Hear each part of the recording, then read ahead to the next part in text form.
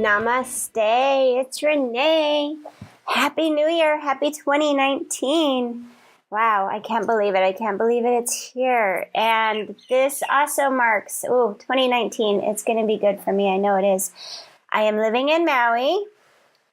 This is officially my true 10-year for teaching yoga. And it's my 1 year a little over 1 year. I started in November, but still truly I'm at that 1 year mark of having my website and my online business where I created several online trainings for chakras, the 8 limbs of yoga. I really started to branch out of yoga off the mat and trying to also take the concepts of yoga and Ayurveda to anybody, anywhere in the world. In other words, I converted what I do to online.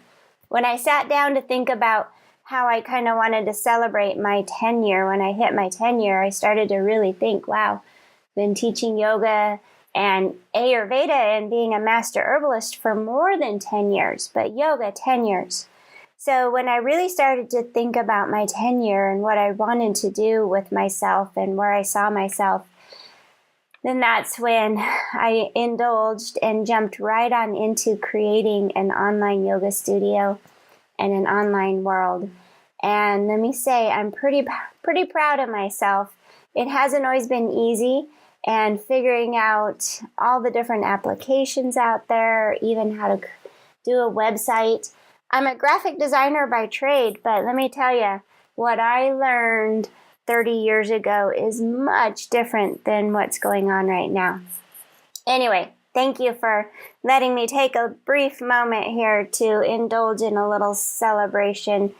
And I believe we all need to do this every now and then. Don't feel like you're gloating or rubbing it in somebody's face to be proud of your accomplishments. You need to do this and share with people. People who truly love you will understand and be just as excited for you as you are. So, open yourself up. And today, 3 tips for a successful year.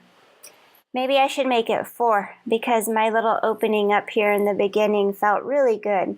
So, let's make that maybe, a half a tip before we get started with the 3. That's definitely big and huge. Maybe even something that you carry with you all day, every day. Not just a tip for a successful year. All right, moving on. 3 tips for a successful year. Number 1 I put on there is travel. Now, I know traveling can be expensive. So, before you turn off this podcast thinking all my tips are going to be expensive and you can't afford them, travel can be within the state you're in. It's very possible that wherever you live, there's a town you've never visited. So just go visit. Open up a map of your state, swirl your finger in the air, and then where it lands on the map, go for it. Who knows? Who knows where your finger will take you when you're sticking it on a map? But do get out. What you can learn from this, or rather what you gain from this, is what you can learn from this. You can see the world from a different perspective. Step out of your own zone. Sometimes you just need to clear the zone and get out. And it can be, again, a learning thing. You can learn that there's more out there than your own little world of commuting to work and back, or the grocery store and back, to school and back. So, get out there. Go visit a town, even if it is a town you've been to before. In Colorado, there's a little place called Estes Park that I have visited many times in my life. Here in Maui, I definitely love to go visit Wailuku and Lahaina and get out of Paia and go see some other towns. Kihei, I'm in Kihei a lot. But you really do need to step out, and it helps you learn, helps you wake up, and just that nice fresh air of being outside your own little world. All right, number 2, coincidentally, is learn. I want you to learn something new and then wash, rinse, and repeat. Meaning, learn something new, and then learn something new, and then learn something new. So just because you might have one thing on your list that you want to accomplish or learn this year, why not more than one? Why stop at one? Chances are what you want to learn this year might have even been your New Year's resolution for last year, right? Yeah, you never got around to it. So sometimes whenever you just have one thing on your list, it's ridiculously easy to keep putting that off because it's just one thing and you think that you have 12 months to get to it, so you keep putting it off and putting it off and putting it off. So what if you had more things on your list? Now, granted, you're not winning 100% if you only do 50% of that list, but what if you did accomplish 50% of the multiple things on your list? That's 50% more than what you did last year with your New Year's resolution, right? So if you want to make numbers easy, put 10 things on your list that you want to learn this year. Aim for all 10. Please, please, please do. Shoot for 100%. But if you get 5 things done that you learned this year, that's 5 more things than you did last year.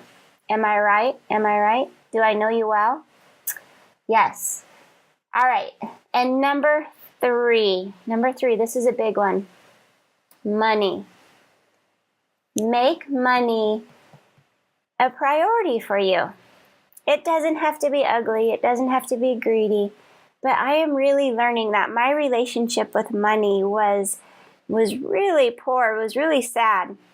At one time, back when my son was little, I got laid off from a really good job in the tech industry. And at the time, I was actually kind of happy about being laid off. And I told myself, I don't care what I do, as long as I spend more time with my son. And boom, I nailed it. Although, I do care what I do. I love what I do. I teach yoga and Ayurveda, and I'm in health and nutrition and blah, blah, blah, blah, blah. But what happened with that little manifestation or mantra that I created was I let go of the money part. So it's more like I don't care what money I make as long as I spend more time with my son. Now, I know some people in the world who are making really, really good money at yoga and Ayurveda, health, nutrition, fitness. But I dove right on in with not wanting to make money an object, but rather just help people. I really wanted to help people. I've given enough free advice to buy my own island rather than just living in Maui. Don't get me wrong, Maui's amazing. I like being on an island. I like being in Maui. But just as an example, I've given enough free advice out there that if I was paid for it, I probably could have bought my own island. Screw Virgin Records. I get to buy my own island. Because do you think Virgin Records chose to do what they are happy doing and spending time with their son over money? No. I'm pretty sure Richard chose money and then also has an amazing life and business to go with it. So that's what I want. I want an amazing life and business and money to go with it. And this is not something to be ashamed of. There is a book out there. So here, tip number 3, a book called I Am a Badass at Making Money. And the author's name is Jen Sincero. I'm not sure if I'm saying the last name right. But if you see the name Jen with a last name that starts with an SC, you've got the book. Anyways, it's called I'm a Badass at Making Money. And she is not only fun, it's a fun book to get through, but she also just nails it on helping you realize why you might have a bad relationship with money and kind of how to turn it around. And even step 1 is to be able to talk about it. I was definitely raised in a generation where we didn't have talks of money at the dinner table. You didn't share any information with your friends, whether you were poor or rich. You just went out and you had fun, and you didn't talk about these things. Also on the job, many of us have been told on the job that we can't talk about our pay because there's probably somebody out there that's getting paid less than you, or maybe you're that person and they don't want you to figure it out. In Hawaii, starting January 1st, this is kind of cool. I watch the Hawaiian news now, so this is why I know it's happening in Hawaii. Hopefully it's happening in other states as well.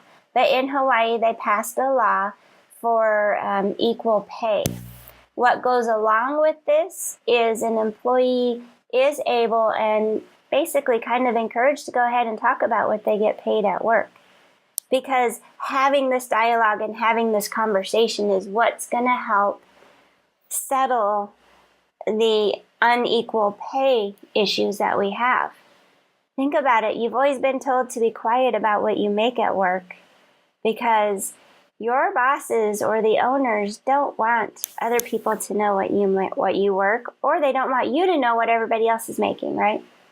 So Hawaii is trying to change this dialogue and change the way things are going about and making it freely to talk about your wage and trying to balance out the wages. And I think that that's really cool. That is really showing a movement.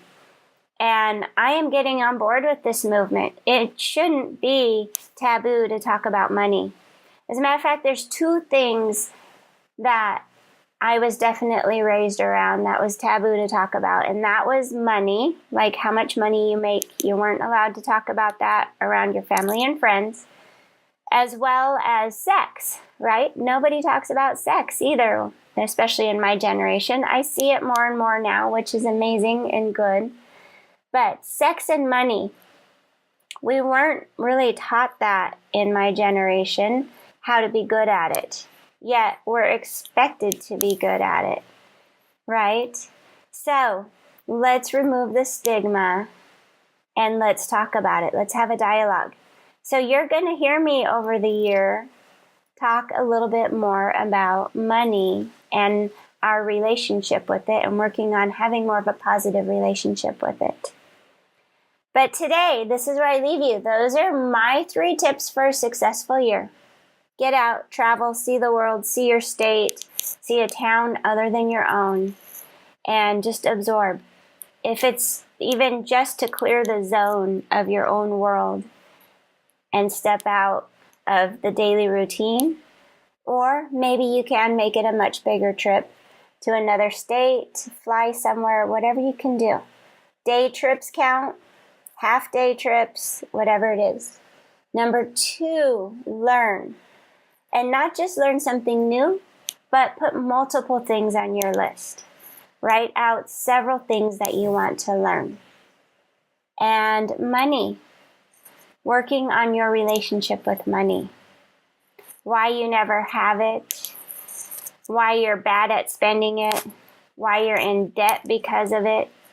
Why you dislike rich people because you think that if they have money, they're dicks.